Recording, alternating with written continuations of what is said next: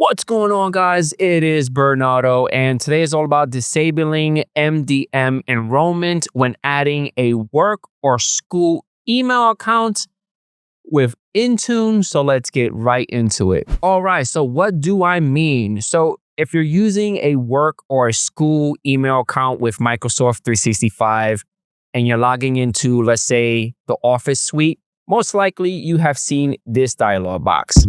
Bam. This is the MDM enrollment. MDM stands for, mobile device management. If you don't want this, you are able to disable it within your Microsoft 365 Admin Center. It's within the Intune, so we're not creating a policy. It's super easy. So the first thing that we need to do is log into your Microsoft 365 Admin Center, which will be right here. On the left-hand side, we are going to click on Show All. We're going to click on Microsoft Intune, so locate it and click on it.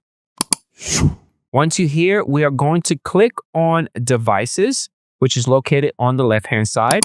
Underneath Device Onboarding, we are going to click on Enrollment, so click on that. And we are going to click on Automatic Enrollment, so click on Automatic Enrollment. And there goes, disable MDM enrollment when adding work or school account on Windows. All you have to do is slide it to your right to say yes. At the very bottom, click on save, and that's it. Hopefully you guys enjoy this video, and I catch you guys on the next one. Peace out.